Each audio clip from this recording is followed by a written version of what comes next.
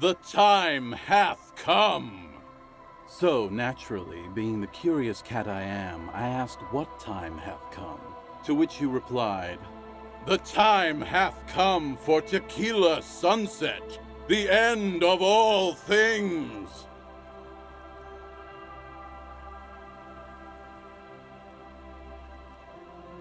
After which, your reality contracted. You jammed the pedal, plowed right off the jetty, and through the ice. The muscles in your right leg tense up. We ran towards the ice, whilst you crawled your way out, miraculously unhurt, covered in seaweed and shit, like some kind of sea monster. When we finally got there, you were sitting on the beach crying. You said that your badge and uniform were in the car. It was too late to get in there, though. The carriage had sunk too deep. In this way, you and your motor carriage have a lot in common. Recognizing a brother in need, we offered our condolences and invited you to party with us, which you naturally agreed to. What else was there to do? Thank you, brothers, for your helping hand. We asked about the whole tequila sunset thing, and you told us it was your name now, and insisted that we all call you that from then on. No, that's just what your mother called you. Your real name is Tequila Sunset. Just ours. It was an all-night drink-a-thon.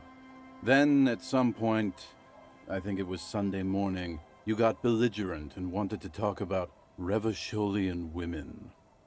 How they're beautiful and also whores and so on. How one of them fucked you real bad. After a short while, you crossed the event horizon, looked sullen, got up, and left without saying anything. Wow, that's quite a story. Yeah, I bet Tequila's a fucking legend around the precinct. You must be proud to work with him. If you only knew.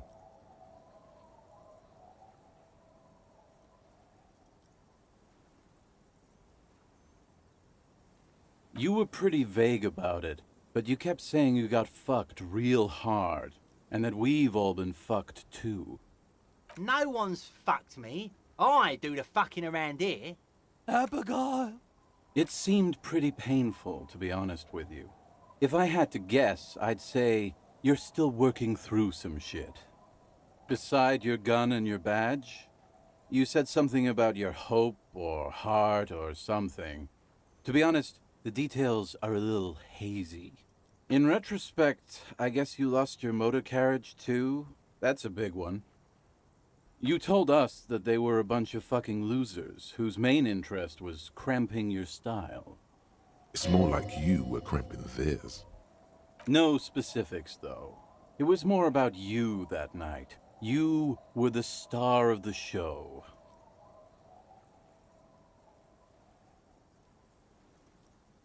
Yeah, you said it was no biggie and that you'd solve it in no time. And that you didn't need anyone to do it. You're doing it solo now.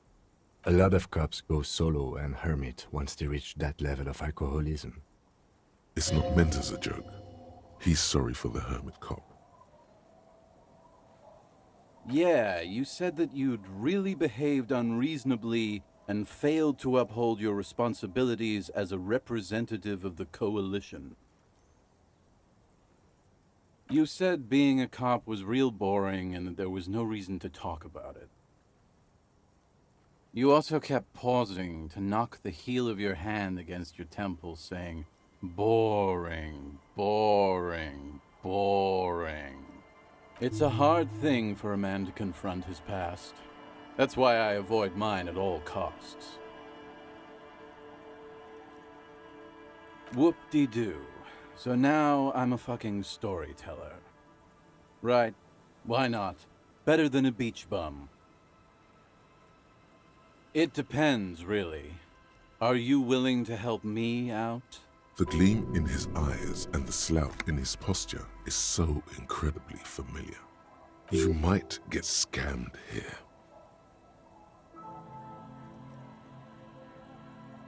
No, the reality of the situation requires a rather modest contribution. A little motivational package.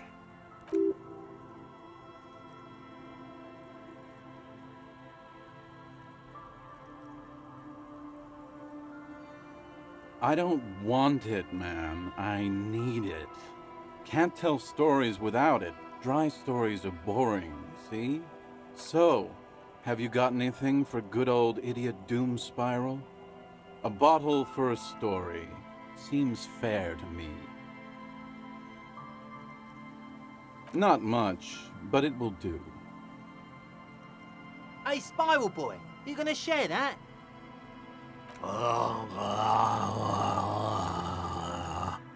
Shut up, guys. I'm telling a story here. Something happened to you. Something happened to me, too. My actual name is George, but around here, you already know. I was once a reasonably high net worth individual, a founder/junior partner at a high concept creative services agency. When my story begins, I had just landed a major contract with an insurance firm. I used the profits from my agency to finance what I called a cultural incubator. Abstract value generation, value per person, high concept stuff. I developed the paradigm, worked within the paradigm, but the burden of leadership weighed heavily on me. So I went jogging every so often to keep myself sane. 22 full-time employees, an all-star team, a potentially historical set of individuals. Worrying about them often kept me up well into the morning hours. It did. With my trusty Sansariq tracksuit, I felt like I could conquer the world. But now dreams are worn thin. Much like my tracksuit. One day I left on my evening run. As you may know, it's impossible to clear your head when you're distracted by the sound of keys jangling in your pockets. He's right. It's incredibly annoying. His eyes are clouded, his dilated blood vessels encircling his irises like stinging brambles. His eyes are your eyes. So I removed the key ring and put the keys for the front gate and the apartment into different pockets to stop the jangling, you see? At least, that was the plan. I was halfway done with my usual lap when it started to rain. The reality situation became very wet, very quickly. Wet, okay? It was raining really hard. I made my way back home and discovered that I didn't have the key to the front gate. I'd mixed it up with the key to the letterbox, which was useless. Naturally, the situation required me to climb over the gate, which I did. There was no climbing down because I slipped and landed on my ass.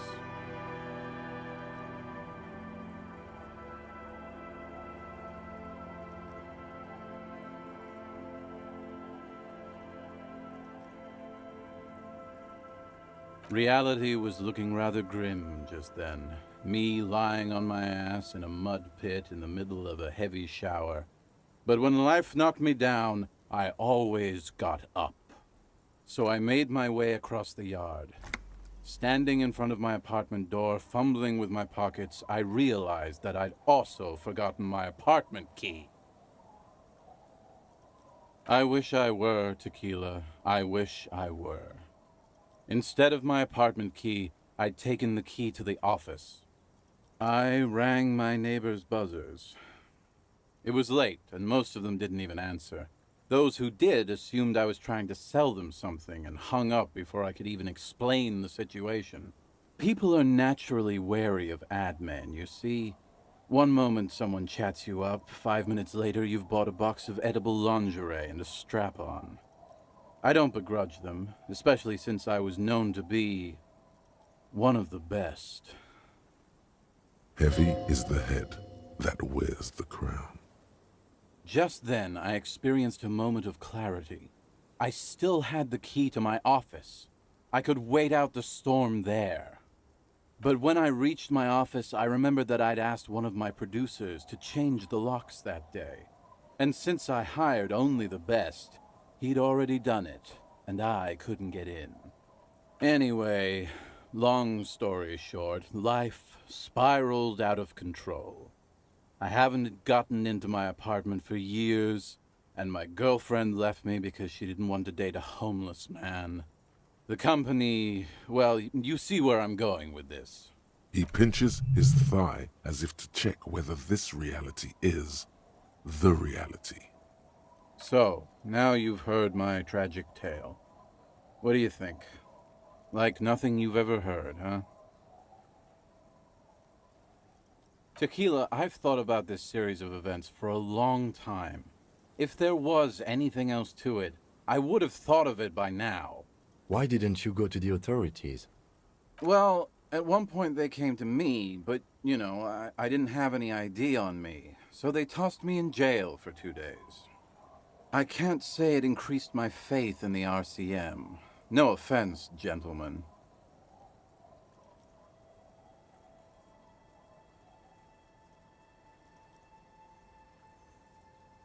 I don't remember you being such a dick before, Tequila. That doesn't mean you're wrong, though. Anyway, that was all the tale one bottle gets you. Almost empty, this one. Good fucking question, Tequila. If I knew the answer, you think I'd be hanging out on a beach in this formerly premium but now extremely dirty two-piece Lycra tracksuit?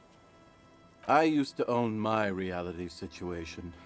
My business buddies and I had our own creative services agency. I had a nice apartment, an even nicer piece of ass. But somehow it all got away from me. Now I can't hang on to anything. Just last week I stole this nice new jacket, but then I lost it too. The only things I haven't lost are these two drunks. You of all people should empathize with this. Perhaps this lost jacket is something you could help with? My agency, man. The Boom Boom Room. Our concept was combining high art with the lowest forms of marketing. The color red, breasts, and oil painting. I convinced my partners to reinvest some of our profits in an even more high-concept cultural incubator called Thin Air. The artists were happy, the clients were happy. I was financing a group of poets in East Revachol who were developing a new universal poetic language. But then it all went to shit. If it sounds like it makes no sense, that's because it doesn't.